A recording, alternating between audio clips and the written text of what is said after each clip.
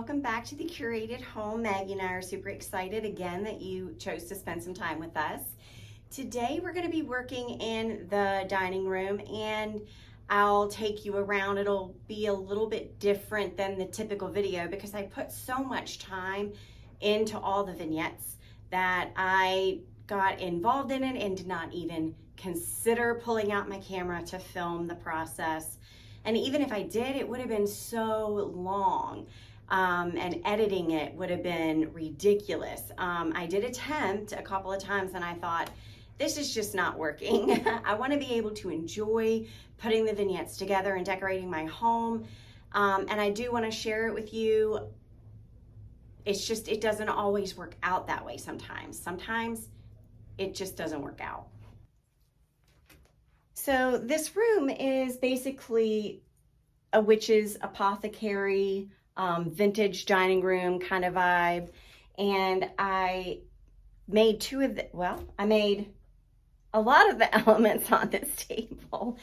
I'll take you down and take you around and you will get to see some of these. I will show you this. This is one of the things that inspired me for the entire tablescape, to be honest. I love making these and I like the little skeleton feet and hands and the little pumpkin in the middle. And I've had these, to be honest, I've had these for years. I made these years ago and they really held up well. The way that I came across doing it, everybody has their own way of doing it. There are a million tutorials on how to do these. And I watched a lot before I did my own, and then I made it my own. So the way that I do it works for me. But if you just type in faux lattes, you'll pull up a bunch of tutorials on YouTube on how to make these.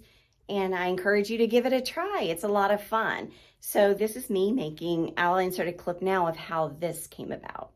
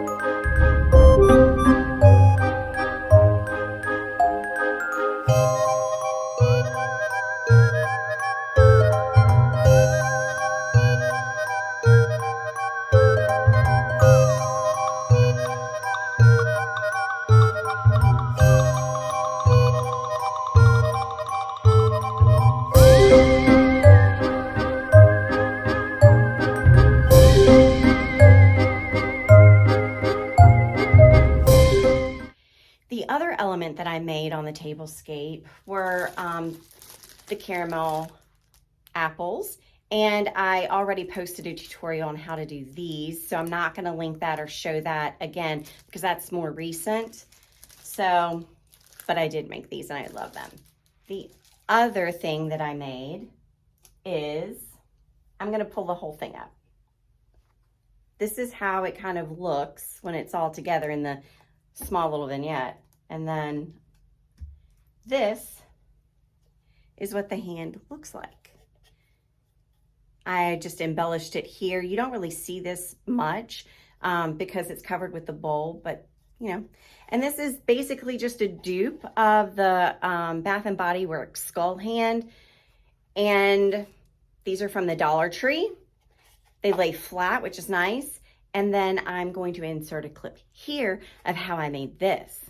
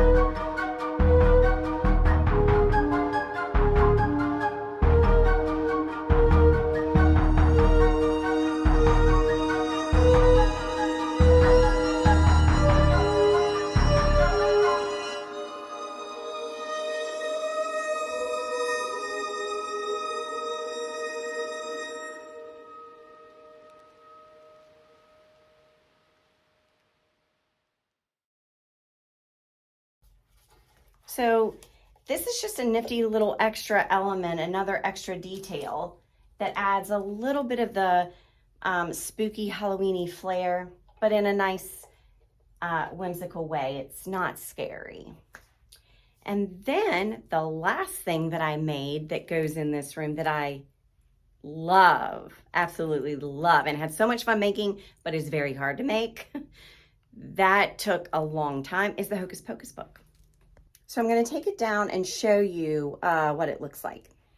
So here it is, all finished. I even have like glue sticking off of it still. And it's just a little book box. Because of the way that it's glued, it's not going to open much anymore. I guess if I would have glued or had it dry when it was sitting open, which I did kind of, I just think that, you know, you'll see in a minute how I made it. It just is what it is. You lose the functionality of a book box, but that's okay. I don't care. I wanted it just to look like this. It doesn't need to open. But it has the detailing here, which is why it's so great to use like book boxes for this, because you don't have to worry about this. I have tried doing this on real books, and it's not as easy, honestly, at least not for me. The book boxes work the best for me, and you can get a variation of sizes. But I just love how it turned out. Now, I'm about to insert how I made this, like you'll see the clips of it. But what I need to tell you is that I lost a lot of footage from doing this book. So I inserted what I could to show you what I had.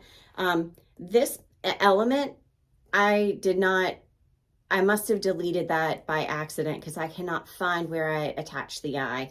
But basically it's a golf ball, a plastic golf ball, or I think it's a golf ball. It's about a golf ball size. They're little. From the Dollar Tree, and you only need one, and you cut it in half, and then you take half of the half and cut it in half again, and that's going to make your upper and lower lid, and the solid half makes your eye. And I attached it with hot glue, and then I hot glued the lids on top and the bottom, and then I used spackle to create that rough edge. I didn't put the paper towels or paper or anything like that on it and decoupage those on. I didn't do that. I just used the spackle because it does work better. It's easier to work with on the lid part. And it doesn't take long to do. It takes 24 hours to really cure, but other than that, that's the way I did that. So sorry I lost that footage, but here you go. I'll show you how I made it.